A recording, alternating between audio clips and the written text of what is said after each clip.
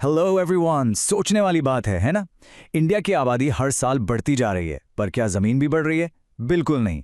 तो सबसे बड़ा सवाल ये है, how do we improve our food resources for a billion plus people on very limited land. ये इंडिया के सबसे बड़े चैलेंजेस में से एक है। चलिए इसको अच्छे से समझते हैं।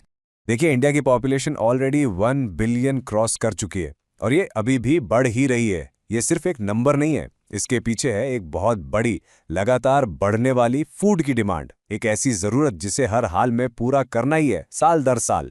तो यही है हमारे आज के एक्सप्लेनर का मेन सवाल। इतनी बड़ी नेशन को फीड कैसे किया जाए, स्पेशली जब आबादी रुकने का नाम ही नहीं ले रही। इसका आप जानते हैं, कोई सिंपल सा आंसर नहीं है। The solutions are just as complex as the problem itself. Okay, तो चलिए इस चैलेंज को थोड़ा ब्रेक डाउन करते हैं। आखिर वो कौन से मेन फैक्टर्स हैं जो इंडिया के लिए इतनी बड़ी पॉपुलेशन को फीड करना इतना मुश्किल बना देते हैं? यहाँ पर ना एक फंडामेंटल प्रॉब्लम है। एक क्लासिक केस है सप्लाई और डिमांड का। एक तरफ डिमांड देखिए, इंडिया की पॉपुलेशन को हर साल 250 बिलियन टन से भी ज़्यादा ग्रेन चाहिए। लेकिन दूसरी तरफ सप्लाई साइड पर हम एक दीवार से टकरा चुके हैं। हमारे पास खेती के लिए ज़मीन बढ़ाने का कोई अहम स्कोप बचा ही नहीं है। तो अगर ज़मीन नहीं बढ़ी तो हमने इतनी डिमांड पूरी कैसे की?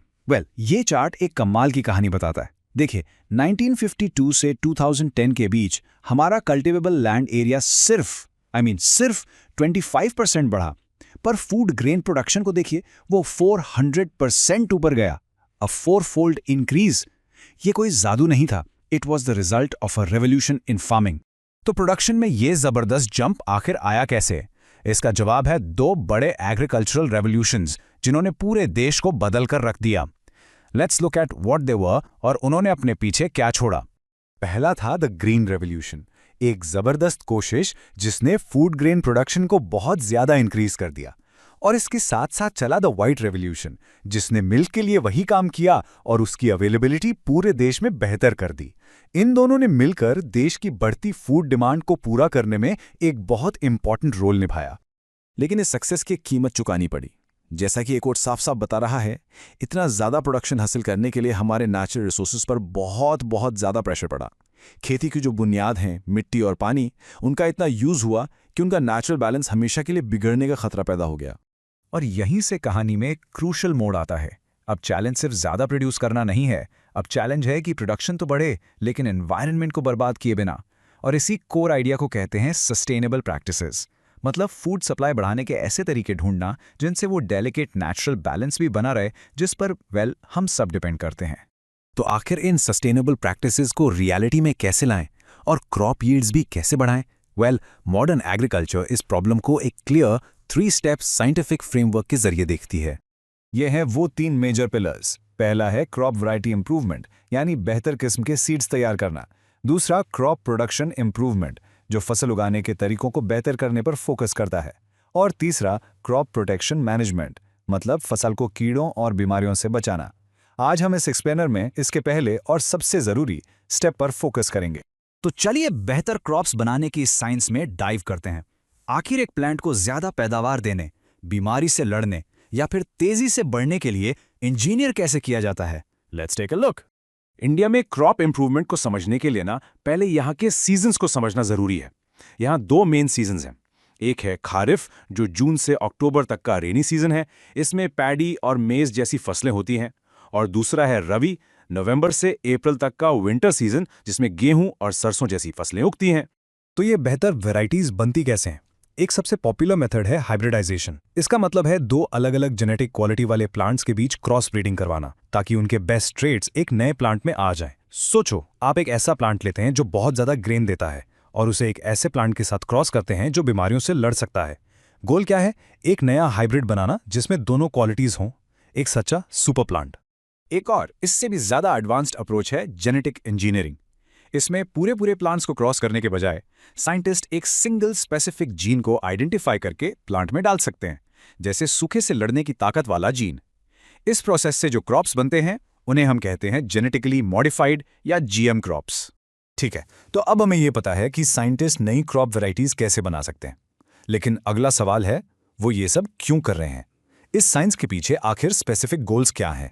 ये इंप्रूवमेंट फैक्टर्स काफ़ी अलग अलग हैं, पर सबका मकसद एक ही है, मोर एफिशिएंट फार्मिंग। सबसे ज़रूरी गोल है हायर यील्ड, उतनी ही ज़मीन से ज़्यादा अनाज निकालना। लेकिन बात इंप्रूव्ड क्वालिटी की भी है, जैसे ऐसी वीट बनाना जिसमें बेहतर बेकिंग क्वालिटी हो। फिर आती है रेजिस्टेंस, बीमारियों से लड़ने की ताकत, जल्दी तैयार होने वाली फसलें और अलग अलग क्लाइमेट में एडेप्टेबिलिटी। ये सब ज़रूरी गोल्स हैं। हमने अभी रेजिस्टेंस की बात की और ये एक बहुत बड़ा फोकस एरिया है। देखिए, फसलों को दो तरह के स्ट्रेस झेलने पड़ते हैं। पहला है बायोटिक स्ट्रेस, जो लिविंग थिंग से आता है, जैसे डिजीजेस, इंसेक्ट्स और पेस्ट्स। दूसरा है अबायोटिक स्ट्रेस, जो नॉन लिविंग एनवायरमेंटल फैक्टर्स से होता है, जैसे ड्रॉट, फ्लडिंग, एक्सट्रीम हीट या कोल्ड। क्रॉप इंप्रूवमेंट का एक बड़ा मकसद ऐसी वैरायटीज बनाना है जो इन दोनों तरह के स्ट्रेस से लड़ सकें। और सबसे इंटरेस्टिंग बात पता है क्या है? डिजायरेबल कैरेक्टरिस्टिक्स हमेशा एक जैसी नहीं होती। ये पूरी तरह से क्रॉप के यूज पर डिपेंड करती है। ये दो एग्जाम्पल्स देखिए। फॉडर क्रॉप्स के लिए, जो पशुओं का चारा बनते हैं, एक लंबा और घनी पत्तियों वाला प्लांट बेस्ट है। लेकिन सीरियल क्रॉप्स जैसे गेहूं के लिए गोल अजीब है, डॉर्फनेस यानी छोटा पौधा। क्यों? ताकि प्लांट अपनी सारी एनर्जी लंबा होने में नहीं, बल्कि ज्यादा दाने उगाने में लगाए। Interesting, right? एक और बहुत ही जरूरी गोल है मैच्योरिटी ड्यूरेशन को कम करना। मतलब ऐसी फसलें बनाकर जो जल्दी तैयार हो जाती हैं। किसान साल में एक के बजाय 2 या 3 फसलें भी काट सकते हैं। इस एक चेंज का जबरदस्त इकोनॉमिक असर होता है। किसानों की इनकम बढ़ती है और उनका प्रोडक्शन कॉस्ट भी कम हो जाता है। फ्रेंड्स, इस वीडियो को पूरा देखने के लिए आज ही फ्लेक्सी टीचर ऐप सब्सक्राइब करें, जहां आपको मिलेंगे animated videos, digital books, text book solutions, notes, DPP और क्विज। और हाँ, flexi teacher app mobile, TV और कंप्यूटर पर अवेलेबल है। और अगर आपके पास इंटरनेट नहीं है तो तुरंत ऑफलाइन सेट टॉप बॉक्स के लिए संपर्क करें। Flexi teacher, the one you needed.